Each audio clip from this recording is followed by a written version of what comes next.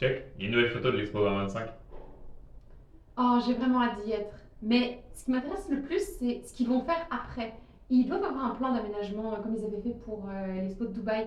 Ça te dirait qu'on aille voir le site de l'ancienne expo de 70? Visiter des vieux bâtiments.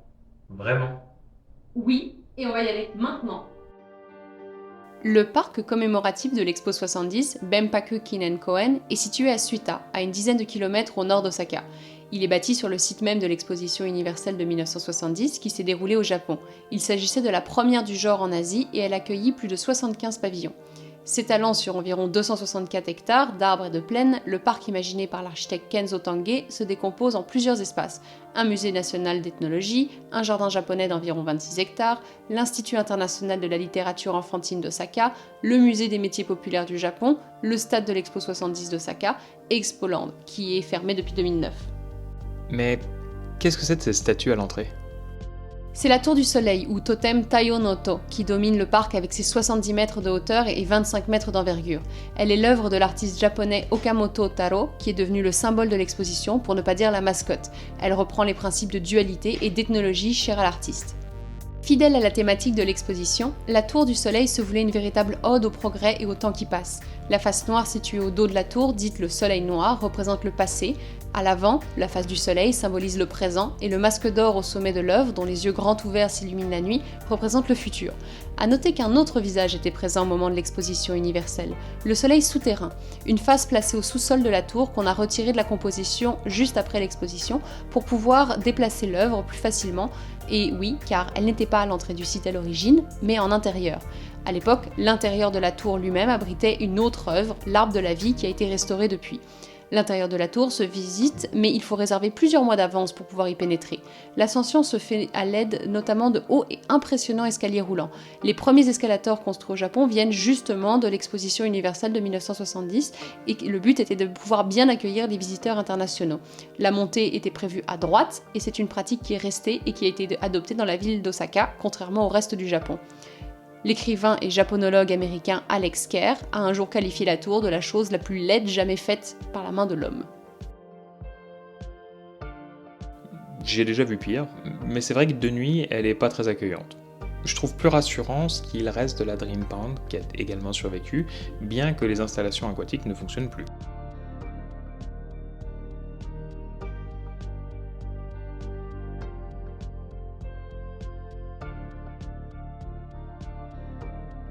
La plupart des pavillons n'existent plus et ont été remplacés par des espaces boisés ou fleuris que le rythme des saisons transforme.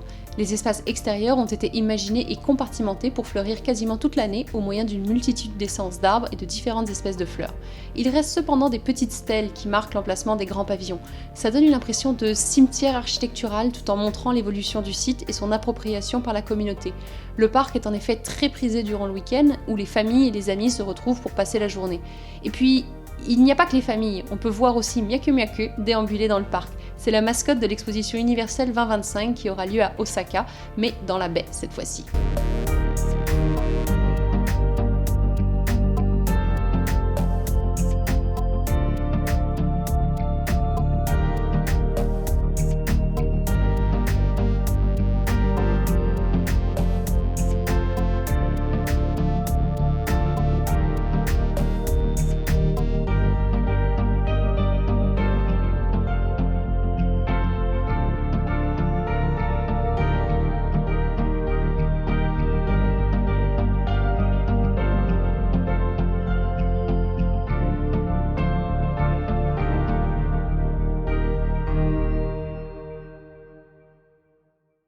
Je crois qu'on a dérivé. Que font ces deux immenses mâts totémiques ici? L'un date de 1977 et l'autre de 2020, et leur présence est le résultat d'une collaboration canado-japonaise pour préserver les savoir-faire. Le totem, qui occupait les lieux depuis 1977, a été grandement endommagé lors d'un typhon en 2018. Ils sont installés à l'entrée du Musée national d'ethnologie, qui se classe parmi l'un des plus importants de sa catégorie au Japon. Il combine également le plus grand centre de recherche dans les disciplines de sciences humaines et sociales. Son exposition permanente présente une collection ethnologique qui regroupe des matériaux et objets datant de la période préhistorique Jomon. Le musée est immense et il faut plus d'une journée pour pouvoir en apprécier les collections. Mais il ne faut pas oublier la dernière section du parc, le jardin japonais de 26 hectares. Créé pour l'exposition originale de 1970, les organisateurs ont cherché à réunir et présenter les meilleures techniques japonaises d'aménagement paysager. Le jardin comprend 4 parties qui représentent les styles paysagers anciens, médiévaux, modernes et contemporains. Un grand pavillon en son centre offre un espace pour se reposer et profiter de la vue sur un grand étang en forme du caractère chinois pour cœur. Beaucoup moins animé que le reste du parc, il est facile de s'y retrouver presque seul. Là encore, les essences végétales sont pensées pour évoluer au fil des saisons et renouveler sans cesse la visite du lieu. C'est une des caractéristiques des jardins japonais qui veut que l'harmonie règne en toute saison et en tout temps. Chacune des 4 aires du parc comprend des espaces contemplatifs qui évoquent l'époque dans laquelle on se trouve, et c'est souvent l'eau qui sert de point central. Cette thématique est fondamentale et on la retrouve sous toutes ses formes, lacs, bassins, cascades, gouttières. Finalement, dans ce parc tourné vers l'avenir et l'évolution, ces jardins japonais parlent de cohérence et d'unité à travers le temps et invitent à savourer l'instant.